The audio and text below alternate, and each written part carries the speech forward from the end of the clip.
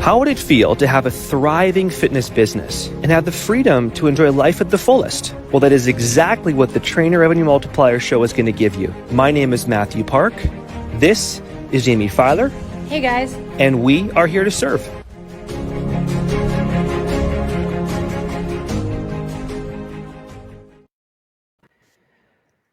Welcome everyone back to the TRM podcast show with my partner in crime down south herself, Miss Chief Mentor. How's it going, Jaime? Hey guys. I just feel like I should always start off. It's going well, Matt. Everything is great in Florida. How are you? I am doing great up here in Canada. It is a great day. My neighbor over here in Ontario, her name is Alex. You might know her, one of our TRM leaders. And she is on our wonderful podcast today, Miss Alex over there. Alex, how are you, Alex? It's great to have you on here. You have quite the history, though, with vulnerability and fitness and growing your business and working with emotions and everything else in between. List goes on and just doing all kinds of cool stuff. So, Alex, good to have you on the show today. How are you? I am doing so great. I'm so excited to be on here with you guys as always. So thanks so much for having me. I love it. So, Jaime, it's kind of going, obviously, Jaime, you know Alex for a while. Actually introduced me to Alex actually a couple of years back in the day. And I guess you probably know her even better than I do. So do you want to kind of start things off with Alex, kind of get this ball rolling? So it's so funny, Matt. I was actually going to ask you, I think it would be great for you to talk Alex up in a way of like, you tell the audience what it is about her that makes her so awesome that you chose her to be a TRM leader. I think that would be really good context as to why Alex is on this podcast today. Oh my goodness. This is why Jaime's so good, Alex. Okay. So first off, Alex brings a whole different dimension into business, into TRM that none of us actually have. And it's aspect of vulnerability is something I believe is very important when it comes to growing your business. Obviously, this show is obviously tabled with that tactical angle of like vulnerability, but we're so almost driven by money, performance, getting things always done all the time, our planet, all that kind of jazz, which actually is very important. But then Alex comes in and she's been so important in TRM because she kind of angles in authenticity and the importance of being you and being a human and it's okay to be just you who you are, but being that best version of you. And it's okay to share the truth and your honesty and all those kind of things. So kind of opening up your heart to just a real open heart on the kind of person obviously you are as a human being. And Alex does an amazing job in TRM of doing that, but also with her own company as she grows and helps people all over the world with her own business model. So obviously that's kind of a new element I think is very important in business that is forgotten, almost comes across as fluffiness or maybe like, soft, but actually it's very much a, not a hard approach, but almost like a soft, strong, hard mash of balance that mixes nice with things. So it's obviously kind of good to have you on the show, Alex. Awesome to have you on here. And the topic I think is one that's kind of cool to go into. So I'm excited about it. I'm so excited. This is my jam. Let's do it. So I guess a good place to start, Alex, is your tagline, if I recall, and totally correct me if I'm wrong, is essentially fitness for empaths, right? How did we get there? Such a great question. So it's definitely changed and morphed a little bit over the last few months in particular. But it started with a major mental health journey for me. So over the course of the pandemic, but really the last 3 years, I have been in weekly therapy and recognized that I had some past patterns from my childhood that like I thought were a fundamental part of my personality. Like I was like, oh, I just really like taking care of people. Like I am a perfectionist. Like I just really care about my craft. And through therapy and digging deeper into who I really am, I learned that those are all conditioned patterns. Those are not who we are as people. That's not a part of your personality, but are actually ways we just like learn. We learn to be as children and we just take that with us mindlessly as adults. So what I kind of like identified with was being like highly empathetic. And the term that kept coming up in both research and in therapy was like, oh, I am an empath. Like I'm someone who deeply empathizes with other people. Now, what I've actually learned is like, yes, people are highly empathetic, but empathetic people are traumatized people. You learn deep empathy from learning to take care of other people before your own needs. And that's not from like necessarily big traumatizing situations, but little things, your parents teaching you to always take care of other people before yourself. That's like a part of where that comes from. So my business and where this came in was I realized I was one of those people, someone who has always put other people before myself. And I was like, well, there must be other people like this. This is in research. This is well known. So the more I kind of kept going on my own personal growth journey, learned more in therapy, did my own research and my own background in psych, I was like, what if there were a fitness platform for empaths? What if there were a fitness place for people who are overcoming perfectionism and people pleasing and deep-rooted anxiety and this desire, and have this deep-rooted desire to take care of themselves, but not feel like that's selfish or bad. So that's kind of how I got there. And now it's morphing a little bit again, but we'll leave it at that for now. No, because that was going to be the big question that I dove into, because you mentioned in the last couple months, there's already been a shift. And when I said, I bet your strength in the Gallup finders was empathy, you're like, it's actually not. So when did that shift occur for you, that you went from being in the well with your clients to helping your clients from, I guess, like a sympathy point of view versus empathy, but also empowering them from you being outside the well? What a great question. I love that. Yeah, no, I really appreciate that. So I'd say it's still from a place of empathy. And you bring up a really good point, which is like this difference between sympathy and empathy. And empathy is like a deep-rooted understanding of like, oh, I can imagine what that might be like for you. I don't have any idea because we all have our own experiences, but this place of like, I can imagine what that might be like for you and kind of put myself in your shoes and feel things from your perspective versus like, ooh, that's so hard for you, this kind of detached place. And so I still very much approach things from an empathetic perspective, but the tipping point for me was realizing that like empathy is neither good nor bad. It's just a trait. That like it's a skill we can all develop. And I've kind of shifted my perspective from like, I am an empath and it being this identifying thing to like, empathy is a skill that I have, but it's not actually like a deep rooted part of like my identity. It's just a skill I happen to have. So my Gallup strengths, so funny, I always have my list here, so I just don't forget them. Learner, input, ideation, relator, and command. And empathy is like my 14th. All of my actual strengths up front are almost exclusively about learning, putting ideas together, and building relationships with people, which like you can hear how that builds into empathy. But what I'm actually really good at doing and what I love to my core is like learning to do things differently and putting unique ideas together that don't necessarily meet the norm, to say the least. I love that. I think one thing that if I could ask you, Alex, is you went through, I would say, a pretty challenging year, of like where you were, where you are right now. And I was like, I'm so impressed by how well you overcame everything, came out on top, and like how much you learned in that process. Learning obviously is one of your top strengths, by the way. It's kind of cool. But with that being said, what was sort of that element that allowed you to get through that challenge a year ago to where you are right now? Like what were the things you were doing in that time frame to get you where you are right now? Oh, 100%. I'm going to make this as succinct as possible because this is like, it's been a weird year. But almost a year ago to the day, my ex-fiance and I bought a house together just north of the city in Barrie. And a month after we moved into the house, my fiance left me for my longest term client and one of my best friends out of nowhere. And at that point, I'd been in therapy for a year and a half-ish, give or take. And I'd gone through some pretty like deep personal stuff with my parents in the year before that.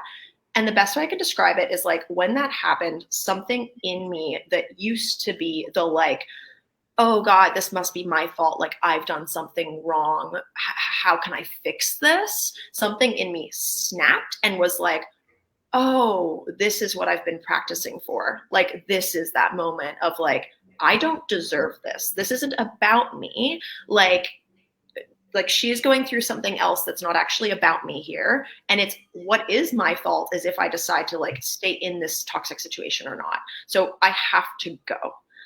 And it was this turning point of like packing the boxes and buying a car in a day and moving back to the city that I was like, oh wow, like this is whatever this is working. Therapy is working. Like I am taking care of myself and actually choosing to like make sure my needs are met. That's not something we do as humans. Like we talk about acting from a place of service, but I'm like, put on your like flight mask before someone else's. You have to fill your own cup before you can pour into someone else's, or you will burn out, or you will crash and die. Like I'm dead serious. Like, and it might not be, that sounds really dramatic, but like you will notice physical symptoms. That deep feeling of like something's not right here will always linger over your head unless you actually address it.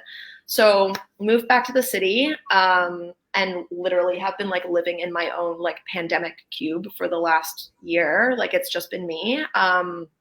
Kept doing therapy, like weekly therapy for the next 9 months, and learned a lot about myself, revamped my business entirely, but spent a lot of time just with myself being like, who the fuck am I? Like, what do I want? What do I want? What are my values? What is actually important to me?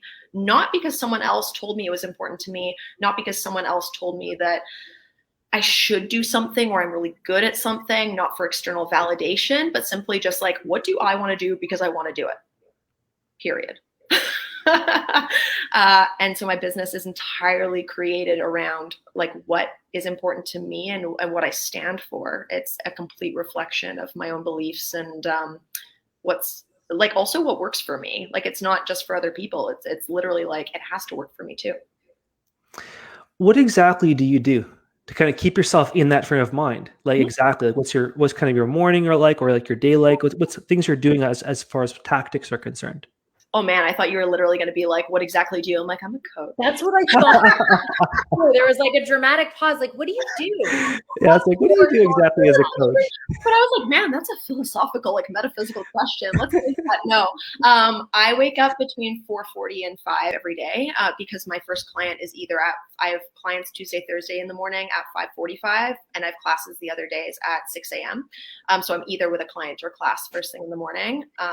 Wake up. I have like a 15-minute, almost to the minute routine in the bathroom that's just like, I just have down to a fine art. I make my coffee, I meditate, or I journal. Interesting. Yeah, and I do that. And then I just have some downtime for me. And my classes though, like, I think a lot of people think like, okay, and then I have my first client and like, that's the end of the story. And I'm like, my class is my community. Like it's the only way I can describe, like, this is really what I do, I think, is I get on a screen, but I like my clients and I and my community are all like, so how is everyone doing? Like, where are you at? And we do like we make it a thumbs up, thumbs down thing where you just do like a sliding scale of where you're at, but it allows everyone to just be themselves and not be like, hey team, like we're all good. Let's go. We're working out. Cause some people are not there. Like you're just fucking not at 6 a.m. on a Monday. You're like probably not great by default, in fact. So we kind of assess where everyone's at, and then we hold space is the term I use for one another while we do some hard physical things. Yeah. And it's like a becoming is again, a term that comes to mind for me, where everyone can be themselves wherever they're at, whatever they're going through in their lives. You are yourself, and you are choosing to like work on healing yourself in a way that works for you. So that does not mean like losing weight, looking a certain way, whatever. Those are all super superficial in my world. It's like, I'm going through a divorce, and this is the way that I allow myself to express those feelings right now because I have kids. And so I can't express those feelings with them. I don't know how to do that just yet. Or people who are learning how to set boundaries, and they practice with me. So I will intentionally give them a workout program that's like just a little bit too much for where they're at. And I know that. And I then say to them, I'm like, this is too much for you. I want you to tell me where it's too much and why, and you're going to change it. And so it's then their job to go, no, which is so hard for people to say. People don't like it's hard to say no to people. You feel like you're letting someone down. So my clients go, no, I'm not doing that movement. That doesn't feel right for me. I want to change that. I want to change that squat to lunges. And I go, awesome. And then I just validate them for making that choice and coach them, like teach them how to move, but they make it their own, which is very different. That's good advice for me, actually. I should be saying, I think, no a little more often. No, I'm just bugging you. No, seriously though, like real talk. Yeah. Real talk. Like, do you want to get really real about that? I don't know where. Well, if you want to get really, go ahead. Like Matt, you and I have had conversations about this, and I think we're very similar. And Jamie, like the three of us, in fact, Yeah, all three of us. we have been raised with backgrounds, and the very little I know both of your backstories. But Matthew, like you were raised in a really hard family environment. That's your story to unpack. I'm not going to talk about that. But you've basically been raised with this, like, I have to prove myself to be good enough. If I'm not successful and make X amount of money, I am not good enough. So I have to do that to be good. Why aren't you good enough without that? You are. Who you are, no matter how much money you make, is awesome and amazing and perfect exactly as you are. And Jamie has like just an unbelievable backstory that I'm so grateful she shared with the team, because it's just like so powerful and mind-blowing. And like Jamie lives up to like her dad's legacy and goes like, my motivation every single day is like, I live in my dad's like story. I want to make him proud. And like that like is heartbreaking for me to hear, but it's also like, if that motivates Jamie, awesome. But if she could never accomplish that, her dad's not here, would she still feel happy with who she is at the end of the day? That's the like real tea. So what the no means is, on the days where I don't make 10K, on the days where I don't feel like I've lived up to my dad's expectations, am I still enough? Yes. And what's going to get you there? How do you get there? Because most of us, like, our knee-jerk reaction is like, yeah, no, totally, I'm good. But are you really? Because so many of us pretend that we are. We go like, yeah, no, I'm awesome. But we actually feel deep-rooted anxiety and low self-worth and low self-esteem. We're always trying to get leaner, make more money, have more, do more. And I'm like, if you were stuck this way for the rest of your life, would you love yourself? Would you be happy? And most people are like, no. I'm like, okay, there's the no. Amazing. Now what do we do about that? And it's heavy shit for fitness, but it's real, because fitness is so hard. Like, it's a way you can actually practice getting into the nitty gritty and not make it comfortable, because it's not, but approach it in a way that's a little bit more friendly than like, let's unpack your trauma at 6 a.m. You know what I mean? And that is why you're a leader in TRM, Alex. Jamie's like, what's the reason? This is the reason. That's it. That's one of many, but yes. So I do have a question, Alex, because you brought up essentially how you approach your business, what the structure looks like. And you brought up something on last Friday's Platinum call that I did not know. And it was essentially that you've, to an extent, stopped checking in on your clients, which goes with your theme of, I meet you where you are. If you have no interest in telling me how you're doing, I have no interest in asking, because I don't want you to feel that pressure or that stress. So that's one. Okay, I just put a ton of words in your mouth. I apologize. But that is one tactic where you've used their vulnerability as part of a really great business model.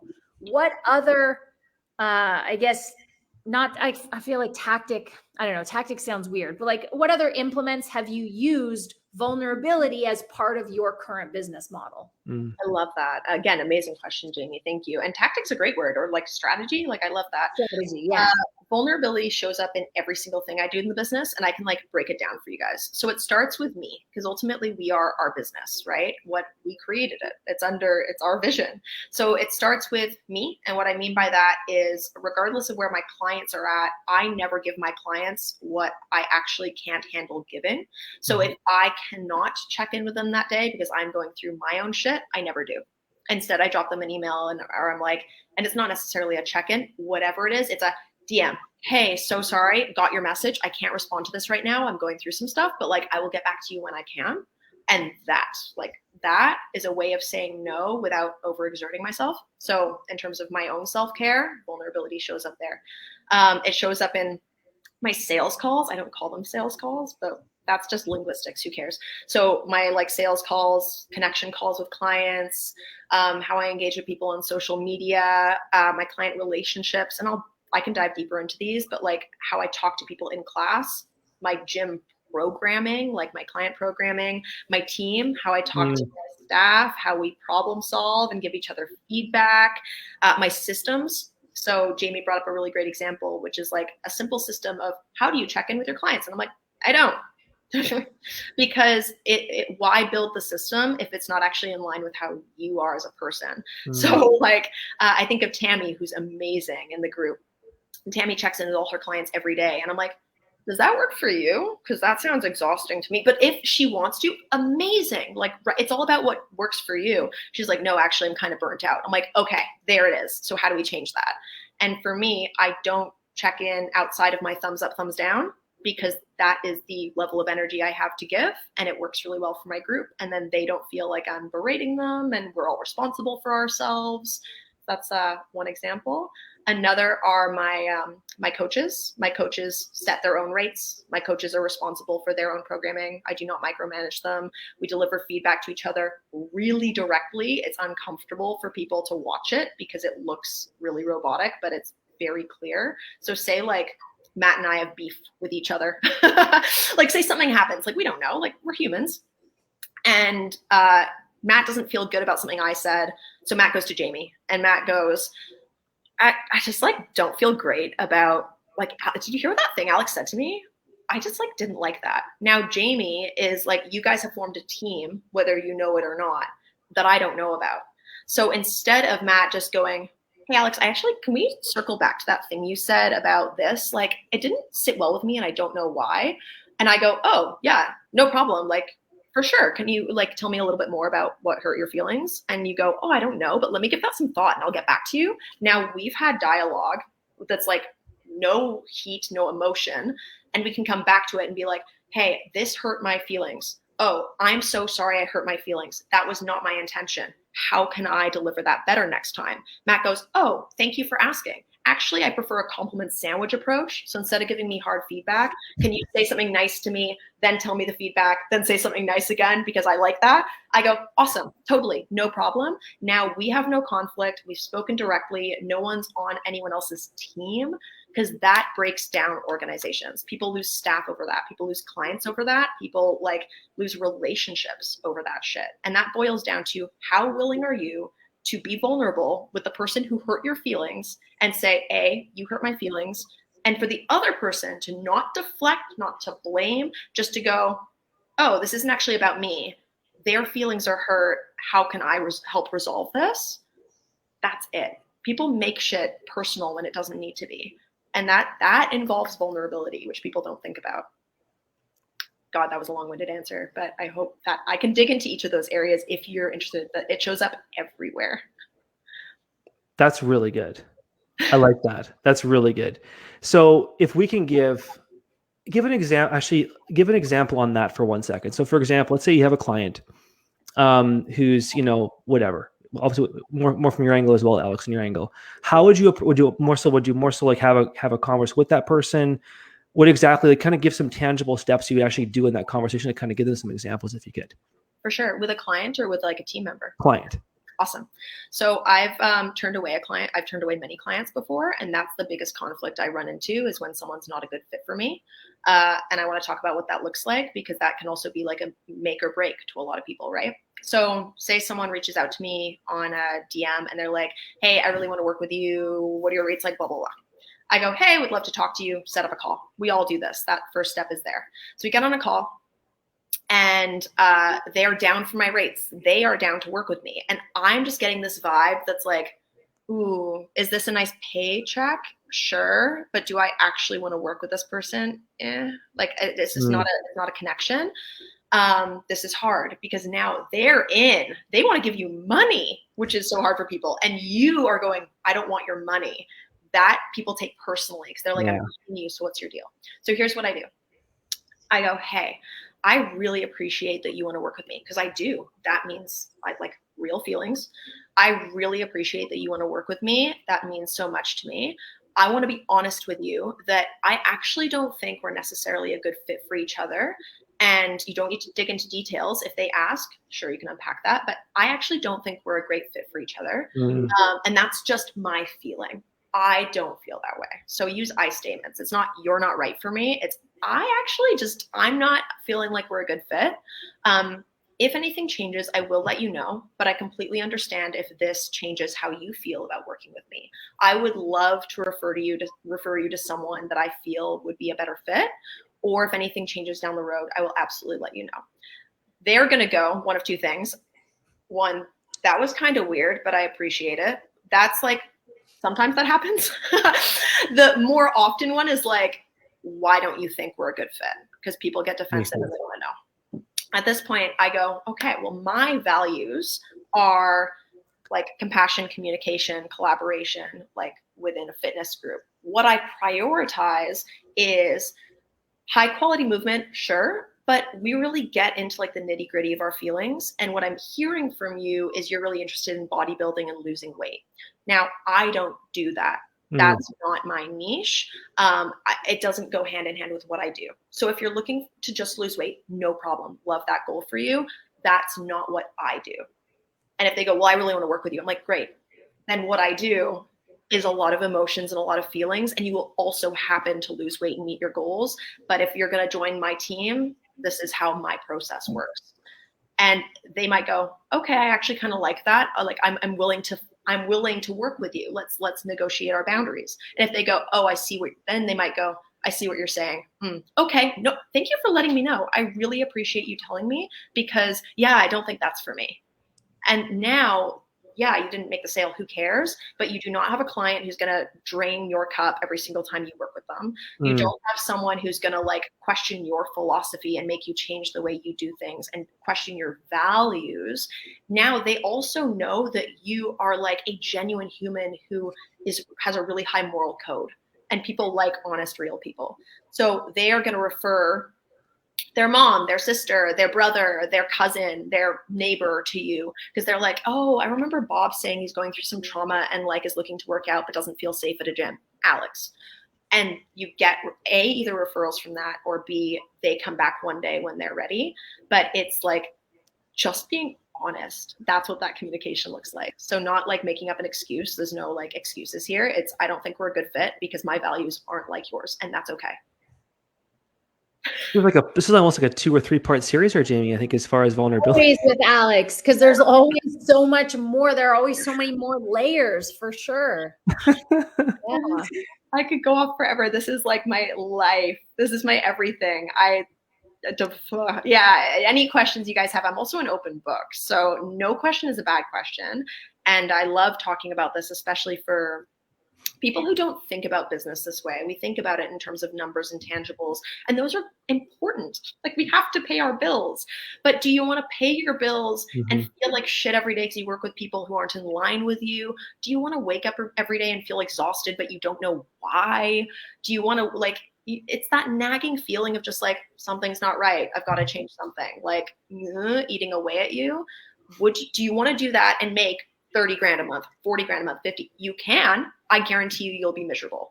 Or do you want to make 10, 20, eventually build it up to the same, and only imagine waking up every day and only working with people that make you happy, and only doing things that actually make you happy. And you're like, I fucking can't wait to coach my class. My people are amazing. Like, that's the dream, right? That's the actual dream. Service and doing what you love in line with yourself. So I heard a really great quote from Emily Hayden, who is a killer podcast, and she said, I'd rather have a roster full of a half roster of my perfect client than a full roster of anyone else. That's a great analogy. That's an awesome quote. Yeah, I love that. Well, that is rounding it off on our podcast for you guys today. Jamie, any last thoughts before we head off here? Let me know when part 2 is. I'm so grateful for you both. Like, thank you so much for this. I go on tangents, so thank you for listening to my TED Talk.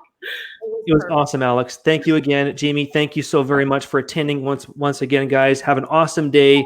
We'll see you guys again soon, and let's keep rocking. Later, guys. Bye, everybody. Thank you.